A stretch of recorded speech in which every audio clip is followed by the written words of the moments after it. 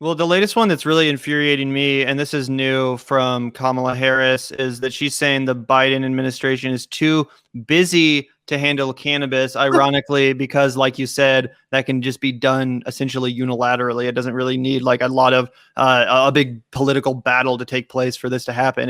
Joe Biden could just do it. He can sign a piece of paper. They can get everything written up for him. It's not as if the president is signing and just typing this stuff himself. It's like, oh, I'm too busy because I have this paper bill I need to sign and write up. You don't do that. They would get that. They put him in front of him and he signs it. There needs to be no debate. There doesn't have to be a back and forth. There doesn't even have to be fanfare. It could just be done in a statement, be released.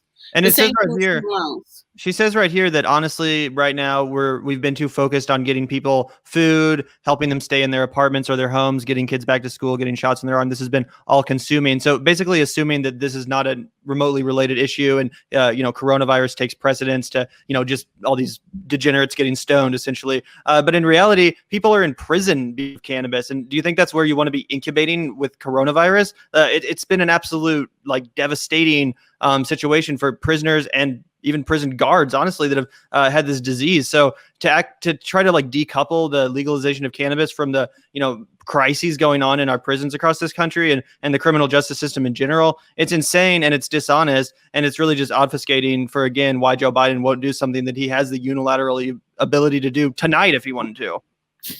Yeah, I think it's important to also add, while she's using an excuse that there's so much going on, they gave more funding to the police. They're giving more funds to the prison industrial complex. Yep. So you can't say that we're trying to focus on these things. No, because you're giving them more money and you aren't feeding people. You aren't housing people. I've been working very closely with my local food bank in my area, and we're all just helping each other in the community. There were people who, when they got their stimulus, which I literally just got mine this week, I was like, well, I have all these bills to pay because you're behind on bills. And then I took $100 and at least donated that to my local food bank because that's going to go a lot further, which is why I've been telling people, I'm not even going to donate to politicians anymore. I'm just going to just help people in my local community or mutual aids or send somebody some money through Cash App. It's just, to me, it's more effective if I did that. Mm-hmm. But that wasn't enough to help people. There's no national food program. There hasn't been we were told that Biden was going to be the FDR remix, right? So why didn't he immediately go in there, which I'm really tired of that comparison because FDR didn't really do enough and there was a lot of racism things in there. But why didn't he immediately start creating government jobs and one of them be a government works program solely focused on community gardens and refrigerators and getting people food? If he's concerned about, the criminal justice system and what's going on with policing, why did you give them more money? You could start talking at the national level with defunding the police, and you can show at a national level that you're serious about defunding the carceral state by defunding the Pentagon, because we cannot continue to police the world the way that we're policing each other in the states. So it's all BS, and they're lying to me. And it's like, I no longer have it in me to accept excuses because that's the frustrating part, right? They treat us all like we're fucking idiots, right? Oh, Joe Biden doesn't have time to do that. Go fuck yourself. Of course he does. This is not you're feeding me a bullshit excuse. This is more bullshit than the parliamentarian shit. You know what I mean? It's how dare they say this shit? It's they think we're stupid, that we have no fucking critical thinking skills, that we cannot read with our own fucking eyes, that we're not capable of learning how the government works, that these people are so radically higher up than us, that they've got some sort of superior intellect, that they don't think that regular fucking people know what the fuck they're doing. That's how fucking removed from reality that these people are by the time they reach these higher levels of office. And it's so frustrating for everybody else because they're so blatant in the fact that they aren't going to do things, and yet they won't even be out front about it. They won't even be they have to give you the worst fucking excuse possible. It's obvious. It's just, I don't know. It maddens me.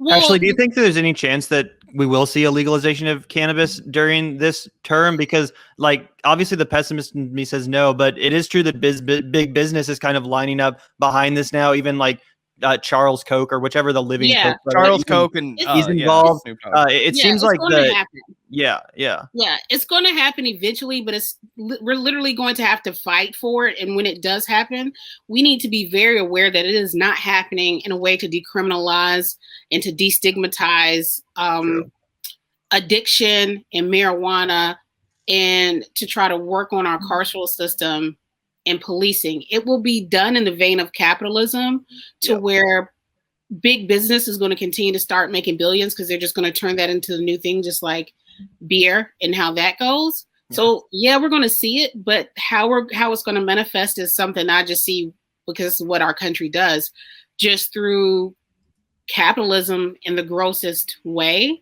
Like, it's going to happen, but I just want to make sure this whole thing that, so much going on, they could do multiple things at once. We do, everybody does it every day. We need to talk and chew bubblegum. Yeah, like I'm so sick of the bullshit. You have more than 40 years of experience. You knew what was happening before you became president. Biden has the most experience for that job because he was just VP for 8 years. And before that, he was a senator 4 years. He knows what to do. They should have already had the ball rolling. I said this like December, and a lot of people were like really upset because I got like ratioed to hell and back, but I have been proven correct. I said, if Joe Biden and Kamala Harris go into this unprepared to immediately get their feet on the ground and start working, and at the very least, she co-sponsored a bill that gives you $2,000 a month retroactively and up to 3 months after the pandemic. They should have had her bill already ready for Biden to sign. Kamala isn't even advocating for her own bill. She's not doing anything. That she co-sponsored, which is another reason why this whole, well, look at this bill I co-sponsored. We have X amount of co-sponsors. This is why things like force to vote matters, because you can easily co-sponsor something. You can easily say, oh yeah, I helped write the bill and I support this. But if you're not actually lobbying for that bill, and if you don't keep the public pressure on it, and you're not making sure it gets to someone's desk, then you're not doing anything. So force these people to vote for everything that they claim that they support during during election season, when they want your votes. I said, if they do not immediately give stimulus checks, if they're not canceling student debt, if they are not lifting working Americans up, which, by the way, people have lost jobs. I think the last count, I don't remember the last count, passed like 30 million at one point, and they're pumping all the money into the feds during that time. They have done none of that. It's been an excuse after an excuse. He lied about that $2,000, didn't go out immediately, and it wasn't $2,000. I have not forgotten that. And I said, if Biden does not just like hit the ground running, because we are in a crisis, then to me, he is already a failure and a worse president than Trump. Because you can't see this fool, this clown, fumble so bad for months and see the devastation that this pandemic has caused, have that much experience in government, and do not immediately get on the ground running to immediately help people. And rather than trying to make sure we're all safe and quarantined properly, his first 100 days and his priority was just getting kids back in school and getting people, like, if we just get people vaccinated in school, that's all we need to do. If Biden was just going to continue the Trump herd policy, which is what it looks like they're doing, he should have just said that. He should have just said that. I mean, there's so many things that that just in his 100 days in, I think people just forget how much is possible and how they're literally just doing nothing. Well, that's the whole game, right? Reduce the, I mean, and I think that's kind of how they were playing the whole thing, right? So Trump did so little that all Biden had to do was a little bit more than that, and he could claim this massive success, right? So he, can say like over a year later, everybody can get a vaccine, right? So, but yet he can say it like only 100 days into my, presidency, but it's like, you didn't fundamentally change anything. You maybe did a little bit you maybe ramped it up a little bit from Trump. You stopped openly denying that COVID was real or, whatever. Yeah, rejoining the Paris climate. Yeah. Yeah. I don't understand when people say, well, when Trump is president, Trump isn't my bar. So that's not really a good excuse for me. Like, he's not my bar. Trump isn't the bar. $15 minimum wage really isn't even a living wage. So it's not even the bar.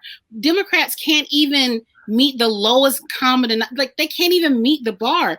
And Trump isn't mine. Trump isn't my bar because they were saying that he was going to be more progressive than FDR. So you can't possibly say that and in the same breath say, well, you know, this is better than Trump. So what is your bar, Trump or FDR? You need to make up your mind and say that. And it's important to note how many people Biden has been deporting since he has become president and who he is targeting. And a lot of people are talking about Stop Asian Hate. We're talking about Black Lives Matter, but so many Vietnamese and Haitian people have not only been deported in Haiti's case, which is really bad. I don't know if any, hopefully more and more people need to pay attention.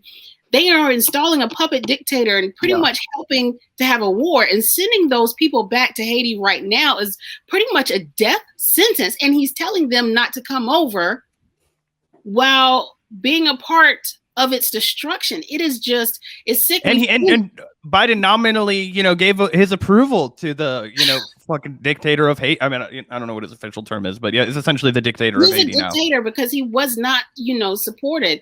You know, there's just so many things that he's doing. The kids in cages, they have all these videos saying that it is even worse now than it was before. Where the hell is the harm reduction? Everyone told me that we just got Trump out of office and we got Biden in. And by the way, I did not vote for Donald Trump in 2016, and I sure shit wasn't going to vote for him in 2020. Obviously. But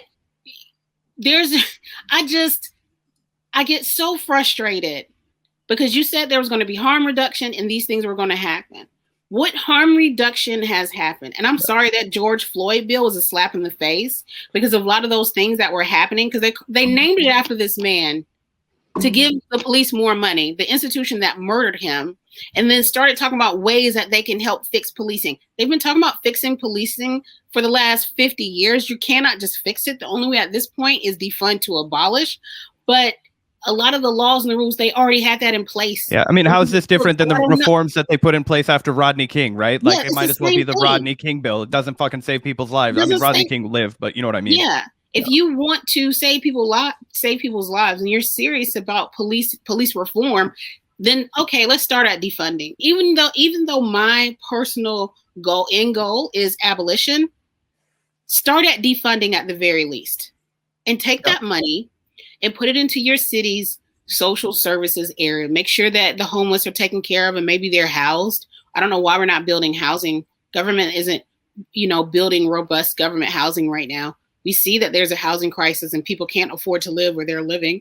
There aren't any mass rent-controlled apartments. That's not happening.